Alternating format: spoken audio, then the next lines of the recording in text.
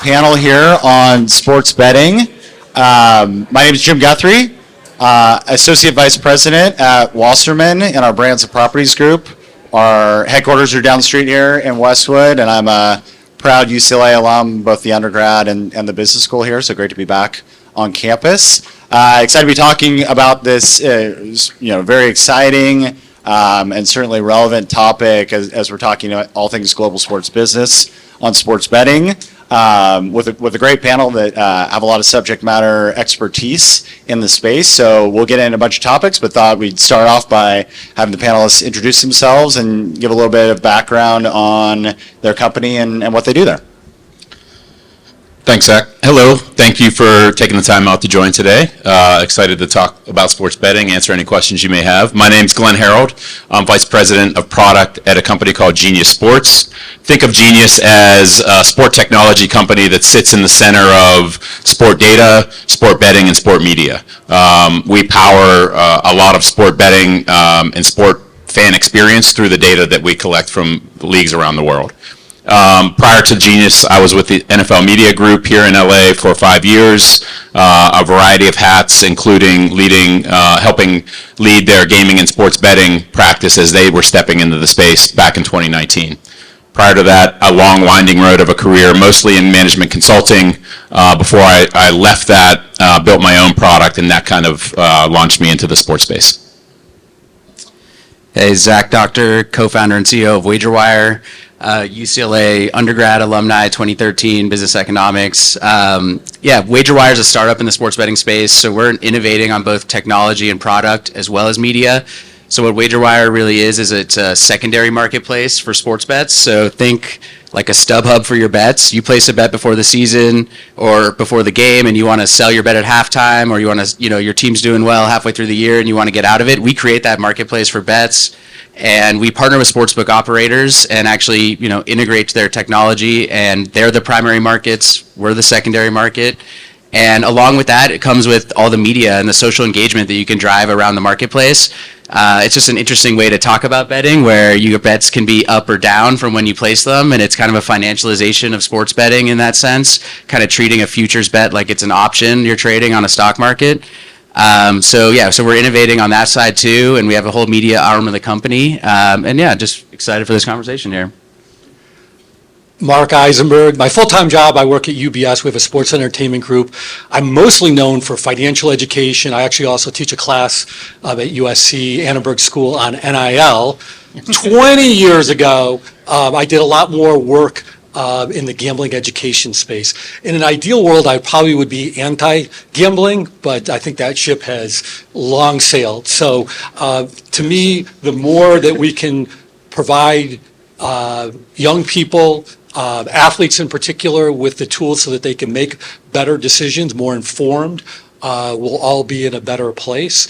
And we'll just go from there. I am enthusiastic about the idea that athletes at all levels now can participate in the additional revenue that gambling is probably bringing. But like a lot of things, like you want to look at the sun, but you don't want to look right into it. Yeah. Great. Well, some definitely varied backgrounds to talk about this topic. So let's get into it. And how did we get here, right? So back to May of 2018. The Supreme Court strikes down the legislation that had essentially banned sports betting in most places across the country and put that back on the states. Now, 38 states and DC have adopted some form of legalized sports betting. It's up to, according to one estimate last year, $7.5 billion of legalized sports betting, which was up 75% versus the prior year, so growing quickly, and some estimates put the future of it by the end of the decade at $40 billion. So we're talking major business and stakes here. So I guess for the panel to start out, 5 years into this, what have we learned so far? From your viewpoint on the space, or just broadly looking at the landscape, what things did you expect to see happen that have happened? What's maybe surprised you? So, Glenn, you want to start? Sure. Not a lot has surprised me. I think what happened in the daily fantasy space 3 or 4 years prior gave you a good preview of what this would look like. The one thing that did surprise me is how fast the government acted to start passing and legalizing state by state by state. So practically overnight, 60% of Americans now have access to legal sports betting. Usually not accustomed to seeing government move that fast, but just evidence when there's benefit, they can get it done. Yeah, I'd say kind of from my perspective as like an operator in a startup in the space, a lot has changed, but also nothing has changed at the same time. So like a lot has changed in that it's legal now, it's in 35 states, you can pick up your phone, you can bet on an app. But at the same time, the actual experience as a bettor hasn't changed a lot, I think. And that's what we came into this with fresh eyes to try to improve. But you're basically dealing with a lot of the same options across the sports books, a pretty commoditized product field. I know Genius is doing some great work to fight against that and come up with some innovative stuff too.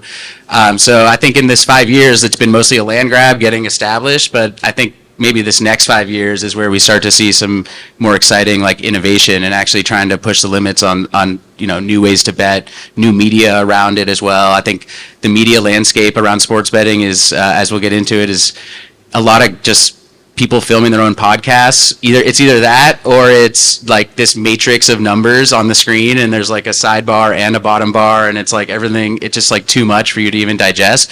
So I think what we're going to see also is kind of finding the lane on the media side of sports betting and what connects with people, what connects with bettors in this kind of new world we're in now.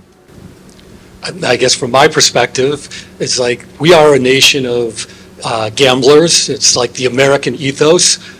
To the extent that it was prohibited, it was viewed as a vice in the past. There was some, anti-gambling establishment built around the whole concept of, we have met the enemy and he is us. And now we remove that. And, certainly, I mean, it's clear how popular gambling is. It's not going back, but, you want the consumer to be educated, and I think that we're still lagging on that we, recognize that the best customers in the gambling space are probably you have the whales, and then right below the whales, you have the addicted gamblers. Yeah, and let's go there for a second. Thank you for bringing that up. So, what are you seeing of who is who are these people that are, adopting in this early phase these different products? Is it the people that we expected to see? I don't know who everybody expected to see, but who you might have as a stereotypical bettor, or is it bringing in a pretty diverse, broad range of consumers? It's a mixed bag. When we look, I sort of go back to my own childhood when I was getting the messages of don't drink, don't do drugs, stay out of trouble. And so we stayed away from the parties on Friday and Saturday nights, and we stayed at home and we wagered on everything. Whether it was horse or when our parents called us inside to then we started playing poker or blackjack. So I mean you have this unbelievable audience of people who are interested in sports, and now there's more action. I mean, it's like I tell people that gambling is almost like the drug of choice for good kids. Like that, like nothing else got me. But I mean, I was in love with gambling when I was a teenager and through college. Yeah, I think it's actually quite a broad audience that's looking at this, and of course they're doing it at different levels. But when I was at the NFL, I think they had a really good way to segment the market. They had what they called active bettors. Those are your people that are doing this every week. Then you had casual bettors. Then you had people who were potential bettors, people who don't bet but they were indifferent about it. And then what were called active rejectors. And that active rejector group is actually pretty small, 15% and falling. And it's the older demographic, as you could imagine, people that are used to watching the sport and the pregame as they want to see it. Those are your active rejectors, but that leaves 80% or more of the market that's actually doing betting or interested in betting or becoming a bettor. So I think it's a pretty broad range when you look at that. Yeah, I would agree with that. I think there was basically a first wave of people who were already sports betting anyway on illegal sites and things like that. They came over right away. And then now you're basically looking at kind of who's next. You got fantasy sports players who are moving in, but then you've got, big demographics like women is a huge demographic that I think is overlooked that could be, interested in this too. Something we do at WagerWire of our content, we do Twitter Spaces shows every week. We have one called the Queen's Roundtable, where it's like an open dialogue for women hosts. They can talk about their sports bets. It's like a no mansplaining zone about it.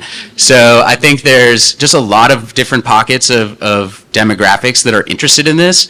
I think, it does tend to skew obviously male and, 21 to 35, but I think you're just kind of like overlooking a lot of audience that way. And definitely respect what you're saying too about the responsible gambling aspect. Like, we're not trying to pull people in that aren't interested in it. We're not trying to force it down someone's throat, but I think you had the same experience a lot of people do. It's just fun, right? You have $5 on the game. It makes it a lot more engaging. You're going to stay all the way to the end and watch the whole thing. You're not going to get up and leave in the third quarter. So it just kind of creates a more engaging experience. And I don't know, it's one of those kind of just human nature forces that you probably are better off not trying to fight and just kind of figure out the best way to like guide the river. Yeah, and I guess that brings us to the players in the space from an operator standpoint. And when we talked in the prep call, you guys kind of called this the acquisition phase of this space, right? And you guys kind of were hinting it's moving to the next phase. It sounds like it's still in that, there's still a big opportunity of people that haven't come in yet. Obviously, a lot of states haven't come online yet. But just talk, about your perspective. Obviously, you guys aren't, necessarily tied to one of those operators. You all work with them, but a couple big players have emerged in the DraftKings and the FanDuels. There's, been that kind of tier two, maybe to call them, of operators, some of which have kind of gone out of business, some of which are kind of sticking around at a lower market share. There's a couple potential new entrants coming in, with big pocketbooks like a Fanatics, or now ESPN partnered with Penn. Just from your, look at the landscape, how is that evolving? Do you think it's going to continue to be those kind of two main players and they'll grab more of the market share? Or is there an opportunity for others to kind of come in and chip away at that?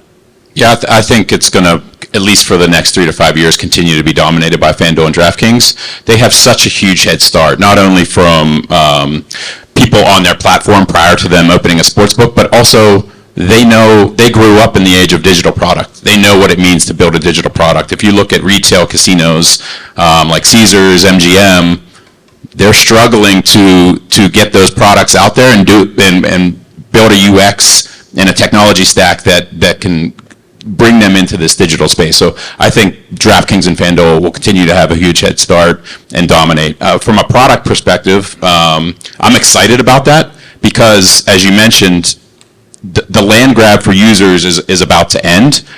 And now it's about how do you differentiate your product and retain the users that you have from jumping to other platforms. And that's what's exciting for me, is now we can build true user experience and help them advance their product, which is where myself and Genius come in. As far as ESPN and Fanatics, I do think that they're significant, but they're going to have a journey, the same journey that others had to go on. They've got to get licensed state by state. They've got to unify tech stacks. They've got to acquire users. So for the next 3 to 5 years, they're going to be behind, but they've got brands and pockets that will allow them to be patient and play that game. Gotcha. Yeah. Yeah, I would agree with pretty much everything you said there. I mean, from the beginning, you had DraftKings and FanDuel. They already had installed bases. They already had a tech set, like a better tech product. They started that way. The casinos got kind of caught flat-footed, I think, between PASPA getting overturned and then also COVID happening right in 2020. Right then, so much of the volume immediately flipped to online, and it's just not going back. I think you're already at like 90% of betting volume is online, and that's with Nevada being predominantly in person in one of the biggest states. So I just don't think it's just a trend that's not going to reverse. And now they're waking up. We have the same excitement for it that you do, that these books are now looking for innovation. They're looking for ways to differentiate. They're looking for ways to kind of play catch up and have features and things like that DraftKings and FanDuel don't have. and WagerWire fits right into that. We have an embeddable version that can go right inside the sportsbook app, have a marketplace trading right inside their app, like on a white label basis. And so that's something that can generate activity for them and engagement. And so we're, thinking that we're going to where the puck, we're skating to where the puck is going with that. And then, we're excited to see what happens with Fanatics and ESPN Bet. People like Win folding was a surprise, frankly, when we all got that. Like, we were at a conference in Vegas and the news came out and everyone was surprised by that. So you see big players who invested a lot of money in this already deciding to pack it up. It's kind of interesting. So we'll see if that continues, I guess. Don't you definitely see consolidation in the business in the next few years? It's already happening, right? Yeah, you see it this year. I mean, between consolidation or just dying, basically, for a lot of these books, Fubo TV, Max and Bet, people like that, just like calling it quits completely. And then you see PointsBet getting acquired for, a high number on its surface, but kind of pennies on the dollar compared to what you saw, like the Score sell for $1 billion a couple years ago, things like that. So the whole thing has kind of sobered up, and it is a process of normalizing right now, I think. Yeah, probably not my lane to handicap who the winners and the losers are going to be in this space, but I always feel like that FanDuel and DraftKings, I was like, I've never done drugs. I never was a drug dealer, but it was almost like, you'll hear where I'm going with this. But it was almost like the business model was first hits on me. And then you sort of bring them in through fantasy sports, and they had this unbelievable first mover advantage, and they have the collection of data, they have the customers, and then when you have the change in the landscapes, the law changing, and then just the normalization of gambling, they were really in a great place when it came online at the level where now they can convert them from the gateway from fantasy sports to actual gambling. Of Fanatics and ESPN, I think ESPN is really interesting because their audience is tailor-made. I mean, one, it's massive, and two, it's a sport audience. Fanatics is a little bit more removed, I think. It's more of a merch or consumer product that they're trying to convert to gambling. But ESPN, if they're patient and they go through the acquisition game, they've got a lot of people to transfer over. Yeah, definitely. And now let's pivot to that next phase, the retention phase. You guys kind of were alluding to it earlier, but they've spent all this money on acquisition, ungodly sums, right? But some of them have established solid bases. How do they keep them there? How are the behaviors of the bettors changing, and what's being done to keep them in the space broadly, keep them on particular platforms? What are they demanding? You guys have some products and platforms that are a part of that. So, Zach, you want to start? Yeah, I mean, you're definitely seeing consumer preferences change to being, I think, in a lot of industries, just people's attention spans seem to be shorter. Like, it's the TikTokification of everything right now, and the same thing's happening in sports betting with in-game betting. Things like your Bet Vision that you guys just came out with, I think, is really cool for that. So there's also a tendency we've seen towards rooting for players instead of rooting for teams. I think a lot of the younger generation has their favorite player, and they'll follow LeBron wherever he goes. And they're not necessarily rooting for, the Cavs or the Lakers. They're rooting for their player, which is also interesting. And so you see a lot of the DFS companies like Underdog and Prize Picks have had massive growth around these player prop parlays they have. So you're seeing all that kind of flow right through. And I think the sports books are waking up, right? They do realize they have to try new things and innovate, especially the ones that are challengers. So they're doing, they're working on updating their apps and bringing a better experience. I think that's truly the way to create a stickier experience, is just have a better product, right? Like, if someone comes to your app and it's not as fun as it is to play somewhere else, they're probably not coming back. As soon as their bonus money runs out, they're going to leave. And the books, basically do the redeposit bonuses too. The one thing they've figured out that works, I guess, is these credits.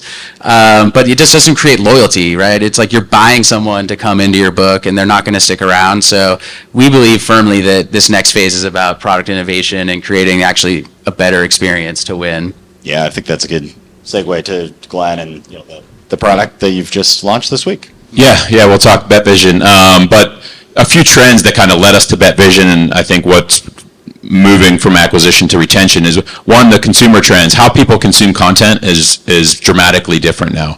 If Deloitte just had a great study on the state of immersive fandom, And it said 77% of people that are watching a live game at home are doing second screen activities.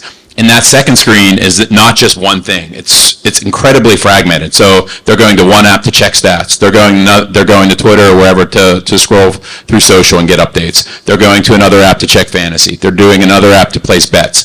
They want that all in one place. Make that more efficient and make that easier for them. So that's one piece is how do you centralize everything that a user is trying to do, we already know that they're doing, into one place to make it easier for them. Two, the technology here today is allowing for some really cool stuff. Computer vision, augmentation of video, which is a part of BetVision. So we're trying to bring all of that together into BetVision. BetVision, basically the vision for this is revolutionize the live streaming experience for sports bettors. Live streaming in a sportsbook app is one way to differentiate your product. If you can watch the game in the app and have an experience and bet while you're in the video, we think that that's a unique offering that you're not going to get in many places. So with BetVision, we bring in a low latency video. We call it glass to glass. What happens on the field until when you see it on your phone is 4 seconds. It's 45 seconds if you're watching on TV. So that information edge and that speed is huge for bettors. On top of that low latency video, then we build a product. We bring in live stats. We bring in live betting markets. We bring in the ability to personalize how you want to watch a game and what you want to highlight actually on the video. If you want to augment the players that you have bets on and what their current stats are. So again, it's the collection of all of these things all of these second screen experiences that we know these people are doing with innovative technology. And the last piece is then personalize it all. Right now, when we're watching this Sunday, Cowboys versus 49ers, we're watching the exact same game, all of us, no matter where we are in the country or the world. The broadcast is the same. Where this will go and where we're hoping to take it with BetVision is the way you watch should be different than the way I watch. What if your experience knew everything that you had bets on and it tailored your viewing experience to the sweat of your bets? And I would have a completely different experience based on what I've bet on or how I like to watch the game. So I think personalization is a big piece of the product differentiation as well. Yeah, and obviously a super interesting product that I think, taps into some of those consumer trends you were talking about. Can you talk about how you guys obviously built this product, but you had a lot of partners along for it? Like, how did you get everybody on board for that product? What's the strategy about, where that product is going to be and how those conversations kind of went about? Yeah, it really starts with the NFL. I mean, they're really good at finding ways to license their content, which is the live game. That is what they call their crown jewel. So in their last round of media deals, they carved out what they called watch and bet rights. Which is we're going to go license a low latency video stream that would be available in sportsbooks. Genius bid on and bought those rights. And so now my role was, okay, what's the product around those rights? And really, the sale to the operators, FanDuel, Fanatics, Caesars, don't want to let the cat out of the bag early there, but it was actually quite easy because of the transition we talked about. They're thinking about product differentiation right now. They don't have, but their resources are elsewhere, rightfully so. They don't have the resources and the time and the people to point at these types of things. So if they can plug in with a partner like WagerWire or Genius and get an acceleration of a product feature that's truly differentiated, it's a pretty easy sale. Yeah, makes sense. So, I mean, obviously, we've talked a lot about the positive news of this, space, the growth from a business perspective, the consumer adoption, the innovation happening. But, there is, kind of a tension with the other effects of this industry, right? And, Mark, you've spent time, looking into that, but, talking about kind of the societal impact of this and where this is all headed. Can you just, give your perspective on it? And then Zach and Glenn would love to hear. I'm just here to bring the panel down. just the bummer guy. Sounds like you love betting yourself, though. You're maybe a little torn. Well, no, and I think that was really at the point at which that I understood the math behind gambling, and I, realized that as smart as I think I am, I couldn't overcome the house vig. The whole idea that there's winners games and there's loser games, and I mean it's the line from Steve Wynn. The only way to make money in a casino is to own it. So here we are. I mean, my whole thing is, can I pull the curtains back on the industry and show the math that drives how bets work? And at that point, you make an informed decision. I think in this landscape, we recognize that there's unbelievable revenue streams. So we want to look at two things. One is, yes, from a societal impact, it's something that we're going to have to grapple with. I actually have done some work and am back in conversation with the National Council on Problem Gambling because of the fact that there was no interest in the booklet that I wrote, The Truth About Gambling, for 20 years, and now we're back at it. But so now we're at the point where, one, we want to make sure that we don't go too far on a societal level, and then two, for the athletes, that one, they're protected, and two, if there's new revenue streams, that they're getting their fair share. And that includes, I mean, this is putting public institutions in a weird place where they're taking money from casinos, they're trying to shield the athletes, but if, God forbid, and we've seen it many times, if an athlete is compromised by sharing information or changing the outcome of a game, what protections do they have in place to, one, were they educated? Two, at what point do they find themselves where, they were enticed and it's a point of no return? And it's a very sticky question at this point. Can you say more about the societal impact and not go too far with that? I mean, we all see there's crazy inflation, interest rates are super high. I feel like a good chunk of America has very high credit card debt, and now sports gaming is an avenue to make up that money really quickly. You're enticing with FanDuel. It's like Vegas in your phone. Well, that was the whole, I mean, sort of up until this point, the whole reason why this country frowned upon vices like this was because, what was the Pogo comic? We have met the enemy and he is us. And so sometimes we need to be protected from ourselves. At the same time, we live in a capitalistic society, and what role should government play? I wish that the thing that would trigger people to be more responsible is just like, okay, you understand how this business works, and then at that point, I'm going to be self-disciplined and to use it as a form of entertainment. But we also know that there is a segment of the population.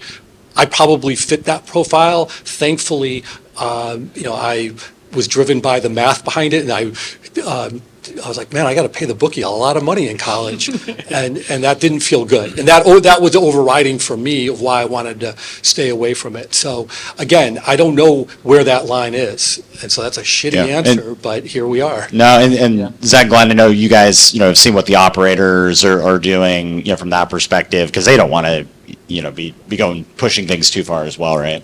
Yeah, I mean, it's definitely a nuanced issue. Obviously, we're very cognizant of it. We don't want to be pushing people into this or have people fall down the spiral or something like that. So we personally at WagerWire, we take it very seriously. We always have problem gambling messaging. We actually, have several regulators on our advisory board.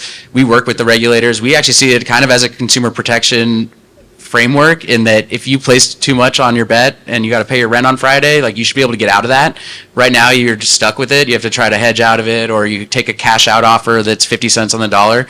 So in a weird way, I think WagerWire fits into a consumer protection framework here. I don't know that you can do anything to put the genie back in the bottle, right, at this point. And unfortunately, even when sports betting was illegal, a lot of people were gambling anyway, just on black offshore sites. So I think by bringing it legal, regulating it, making it transparent, there's people like BetGenius who are monitoring the betting activity to try to find for weird anomalies that could track down, if a player is betting on a game or something like that. So I think by making it legal, it's your best shot at least trying to address the problem. But I definitely agree that the industry could be doing a lot more to do it properly. Yeah.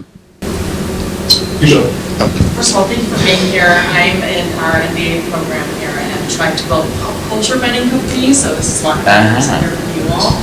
But I recognize the high barrier to entry from the regulation standpoint. Hearing that you're looking to consolidate a little bit more, what is being done to push that boundary on the federal level instead of keeping it state by state. It's not guaranteed high licensing fees, so what's happening there to pave the way for other differentiation like we're talking about? You made a big goal, but I mean, I don't know that.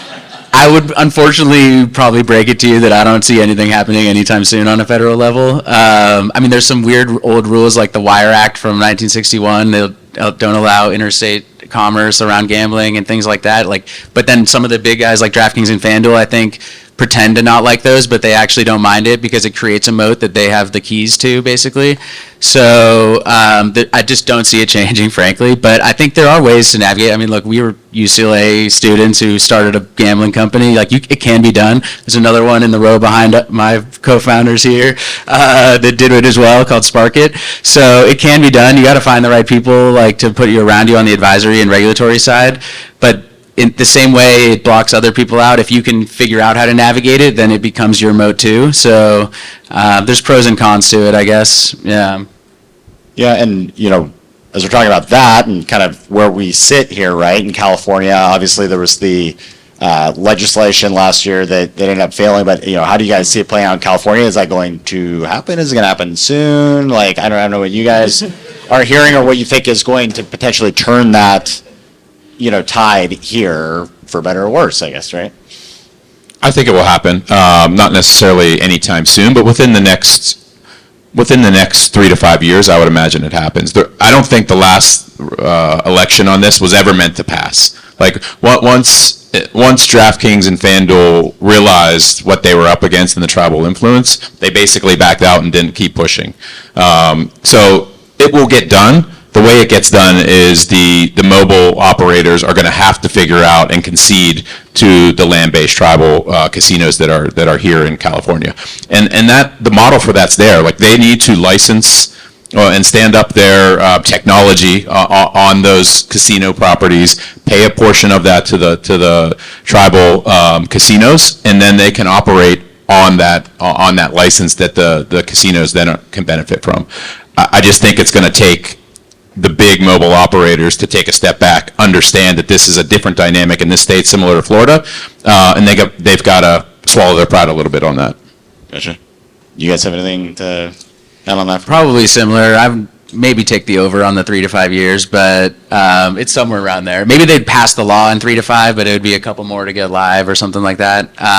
But I mean, it was just insane to see over $500 million got flushed down the toilet essentially on all those ads, but there was so much misdirection you couldn't even tell what you're voting for. And I wanted to vote for it, and I read that thing and I was like, do I want this? So it basically is tricky, and I could see why it failed and went down in flames. But I agree that it's it was a process. They knew they weren't going to pass it the first time, and they're just kind of figuring out the way to get it through next. But it would be by far it would immediately be the biggest market legal when it goes. So there's a lot of incentive to figure it out here, and I agree. The most likely path is tribal operators get a couple of points of GGR on the mobile operators' volume at the end of the day, and they just figure out where that sweet spot is.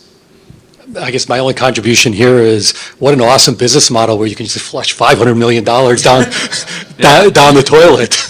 Well, $500 million to get however much. Nowhere. They're taking it in bonus credit. So I'm on the other side. I represent Top Sports Media, and now some of them allowed to take sponsorships from your competitors and the larger companies. It was very interesting when I was at meetings in Boston in January as they were prepping for it to go legal there, and they hired one of my clients to be in the commercials. They had no idea any kind of a clusterfuck went on in California. And when I told them how the commercials were focused on ending homelessness and talk about, they're like, oh my God, we spent X amount of names, and we thought we were the top strategists. I'm like, literally, I've been in the media for 30 years. It was the worst So bad. campaign I've ever seen. And I'm a pretty smart person. I didn't realize. I'll vouch for that. I didn't realize until June that there were actually two. Right. Which is why I totally crashed my room saver. But I just did not get that at all. My original question was, are the warning signs? I know the back end of tracking people putting too much money is actually working with Outbound Coach and people are actually, they're catching people who are throwing games, but is the warning to problem gamblers working at all? I mean, I see that flash up. No. No. There's a long way to go. There's a long way to go. The problem with it is it puts all the onus on the problem gambler to raise their hand and say, I have a problem. Whether that's through calling in for help or whether that's getting yourself on a self-exclusion list. Until we get to a point where you can proactively provide that support, or then I think it's not going to be all that effective. No, I mean, I feel like you made the negative point that it was going to fall to me, so I appreciate that.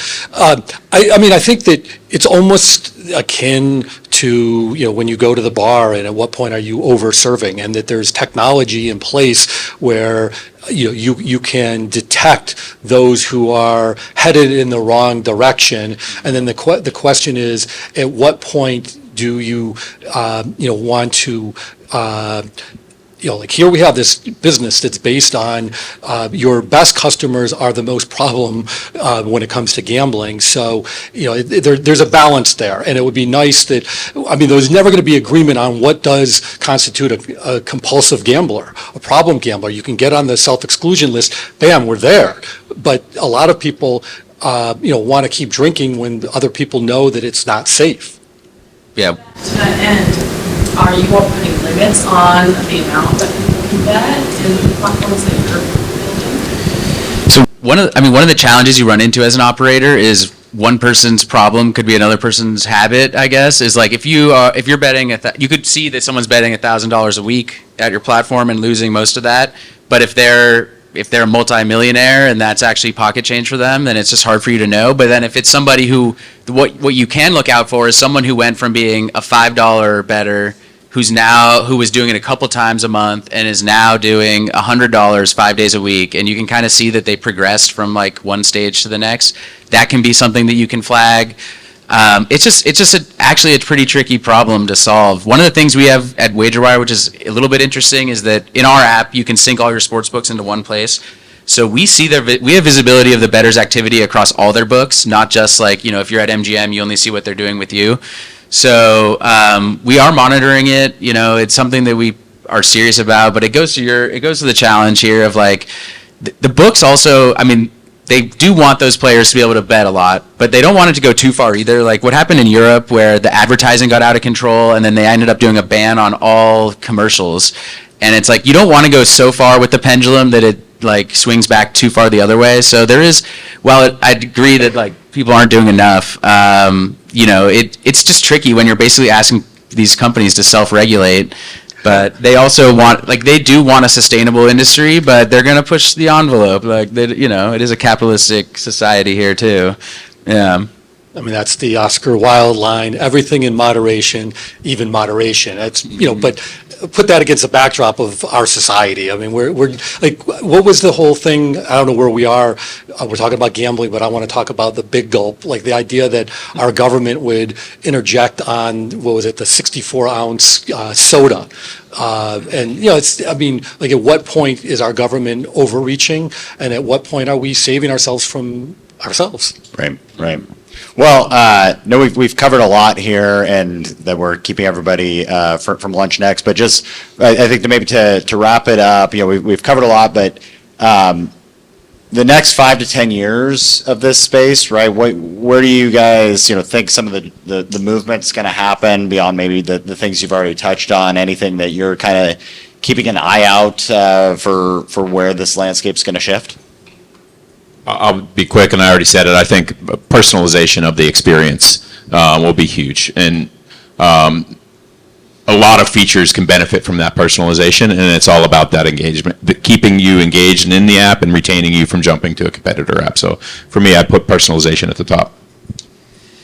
Yeah, I would agree with that. I think basically the stuff we've already talked about seeing this shakeout unfold and then who are the real longer-term winners and losers. But I'm excited to see the media landscape change. We didn't end up talking a ton about that today, but about how that's going to evolve, actually, and that I think there's going to be a lot of change. You see different companies taking different strategies with influencers versus traditional media of 30-minute shows on ESPN. And I just think that that's all going to evolve a lot too. I think our thesis is you got to actually, find these communities of people.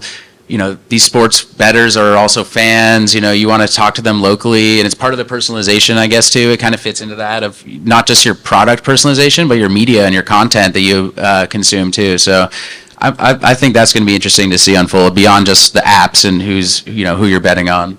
I guess my crystal ball. For the winners in the gambling space, it's going to be awesome. For 95% of the population, it's going to be pretty cool too. It's going to suck for the 5% that can't help themselves. And there's going to be a fallout in our society to deal with it. For those athletes who get caught up in it, maybe passed on information or became directly involved, guilty or not, it's going to be difficult to overcome the scarlet letter of being associated with the wrong side of gambling. Well, a lot to be on the lookout for in this space. So we'll check back in the coming years at the conference of how this all evolved and what we got right, what we got wrong. But I really appreciate the panelists' perspective here. Thank you all for joining, and let's go get lunch. Thank you. Thank you. Great job.